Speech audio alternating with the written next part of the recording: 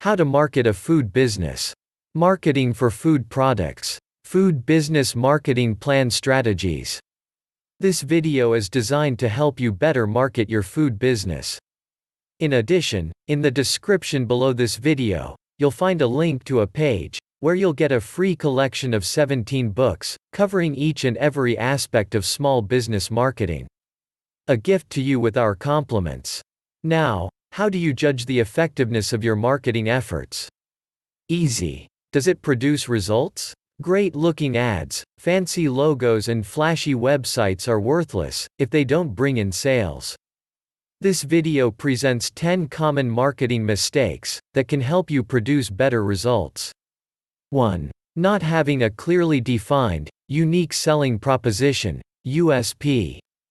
Do you want to fit in, or stand out? In order to thrive in today's cluttered marketplace, every business owner must be able to clearly articulate an answer to the question, why should someone do business with you, rather than your competitor? What makes you unique? Your answer to these questions constitutes your unique selling proposition. Do you offer 24-hour, 7-day-a-week service? Do you offer the lowest price? Do you offer a no-risk guarantee? A strong USP helps you to stand out in a crowded field. 2. Selling features rather than benefits. Someone once said, "No one ever bought a drill bit. Millions of people have bought a hole." People don't buy features, they buy benefits. They are tuned into radio station, WIIFM, "What's in it for me?" Tell them clearly how the features of your product or service will help them, make their life easier, etc. 3. Not using headlines in advertisements. You have at most a couple of seconds to grab someone's attention when they read a newspaper, Google ad, etc. Using an attention-grabbing headline ensures that the reader will continue to read the rest of the advertisement.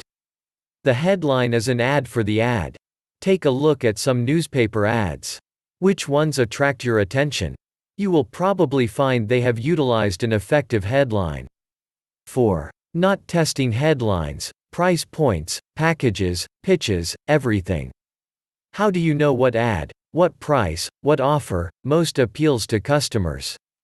By putting them to a vote. Test everything. Rather than running one newspaper or online ad for 3 weeks, why not run 3 different ads for 3 weeks and measure which draws better? Rather than putting all your advertising into newspaper, why not split between newspaper and internet and measure the results? Why not price your products, services, at different points and see which sells more? Is cheaper always better? Not necessarily. Each situation is unique. One price may outperform another for a myriad of reasons. Your job is not to know why, but to find what works. Test, test, test. 5. Making it difficult to do business with you. Are your sales staff knowledgeable about your products? Does someone answer your phone promptly, and in a friendly manner? Can people find your phone number, location? Put yourself in your customers' shoes. Don't make them work. They won't. I've seen a website that undoubtedly cost the company thousands of dollars, and nowhere could I find a phone number or email address. Your customer has better things to do than struggle to do business with you. 6. Not finding out what your customers' needs are. What is the first step in filling your customers' needs? Discovering what they are. What's most important to them? Don't even try to guess. You may think price is most important, when what they really want is fast service. You may believe fast service is what they want, when what they desperately want is a friendly, personal touch. How do you find out? People won't tell you unless you ask. So ask. 7. Not maintaining an up-to-date customer database. Your customer list is pure gold. Rather than always working to bring new customers in the door, why not take advantage of the goodwill you have already built with your existing clientele? Experiment with extending special offers to your customer base. Ask for referrals. Send them a card on their birthday. Call and ask what they most enjoyed about doing business with you, or what they disliked doing business with you. You worked hard to develop these relationships. Recognize their value, and work hard to re-delight them. 8. Not eliminating the risk. What stops a customer from buying from you? Are they unsure that your offer is worth their hard-earned money? Make it easy to decide to buy from you. How can you reduce their risk? If you are in a service business, let them try your service at no cost. If you are a lawyer or consultant, offer them a free consultation. Offer them a money-back, no questions asked guarantee on any product they buy. Why not? Are you afraid people will take advantage of you? Give it a try for a month. You may be very pleasantly surprised. Not confident in your product or service? Then go to work on improving your service.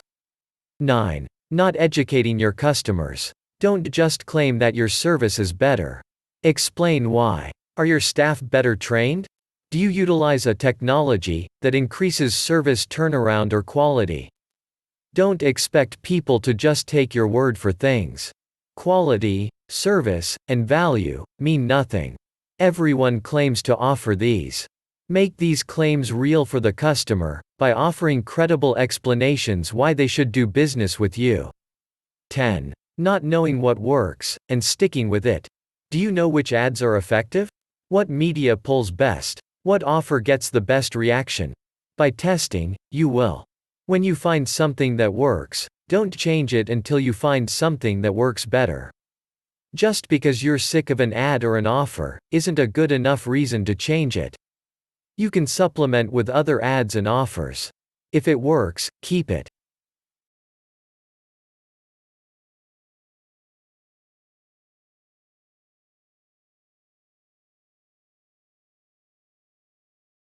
Thank you for watching. Please like this video,